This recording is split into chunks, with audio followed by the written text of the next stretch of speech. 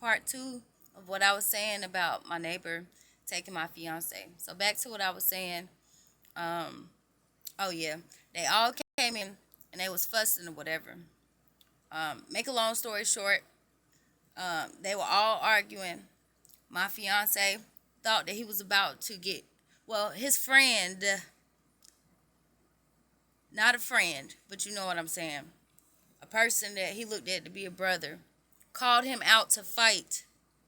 When he called him out to fight, along with the other, you know what I'm saying.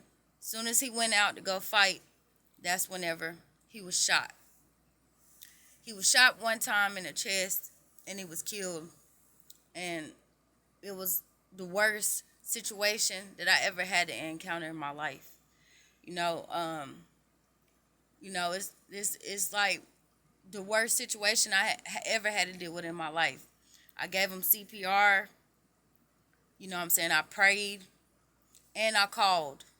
I did everything that I could. And honestly speaking, it went through him and hit his homeboy, and it's his third time being shot. I, if I'm lying, God knows I'm not lying.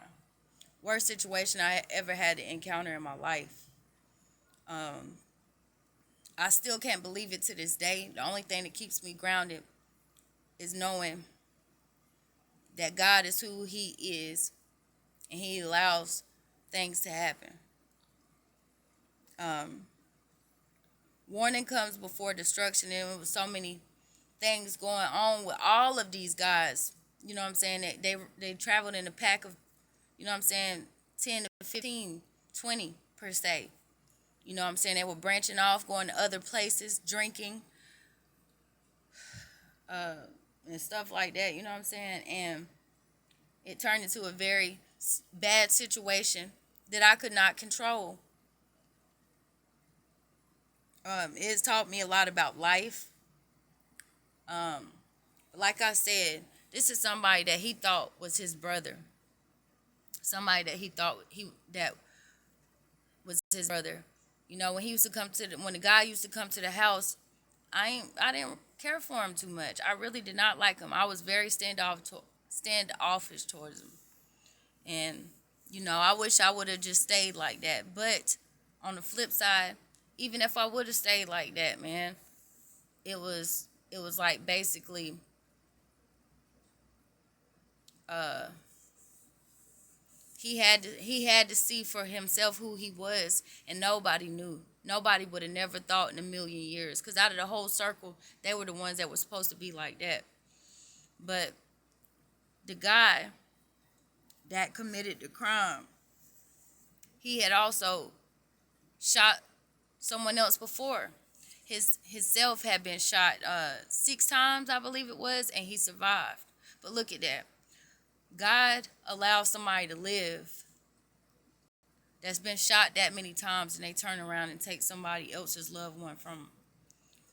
My fiance and me, his parents, we still talk, we still communicate. They're still my family.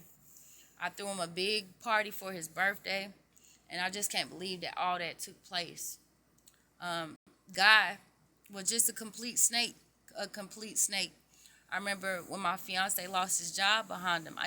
I told him then. So y'all be careful who you call your friends. Those shows that you see, First 48, Fear Thy Neighbor, that's real stuff. It's going on out here. It's happening to people. You know what I'm saying? The worst situation I had dealt with in my life, you know. And thank God I'm still able to have my mind and stuff after that. But I started seeing numbers shortly around that time of my fiance. So whenever I do see numbers, it's things letting me know, you know what I'm saying?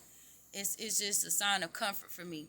Even though spiritually I feel like numbers do mean more. God sends different signals in different ways to let you know that He got you, and you know what I'm saying, not to worry.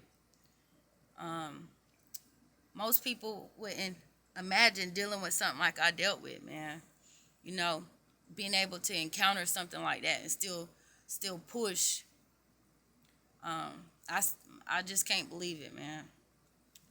I love you. I love my fiance. I will always hold him in my heart forever. That's a scar that I'll never get rid of. But like, he was one of the realest people I ever met, though, man, for real. And I just can't believe it. I can't fathom or stomach or even swallow what happened. Um, and it all took place very quickly. But we all have different messages that we have to learn through this, man. Um, I'm surprised I'm even telling y'all this story. But make a long story short, be careful who you get friendly to. My fiance was with him all day, all day, all day, from 8 o'clock that morning. Well, actually, for days straight, pretty much, riding in his front car and all that, bro. And I always wanted to keep my circle small, but he always wanted to grow our circle. But you would never, ever in a million years think that you know, by you having a good or loving heart, that something like that would happen to you and your family. Um, I'm gonna keep his legacy alive. I'm gonna keep his remembrance alive. I even want to get a tattoo. But honest to God, I love him from the bottom of my heart to the bottom of my soul, man. He was real. He was real. This happened in January. It happened January the 24th. So y'all be praying for me.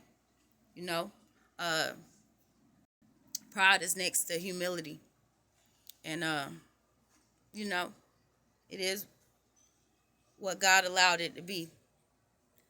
It happened to me. That's one of the reasons in some of the videos you may see me looking the way I look, because I got a storm to go through. I got a storm to get through. But fortunately, I still have my mind. I still uh, am encouraged. I still try to encourage others like I try to encourage him. But I know it gets deeper. It gets deeper. You really, really, really have to watch who you're around. Gladly chosen. Like, share, subscribe to the channel. I love y'all. Be careful for them snakes, bro.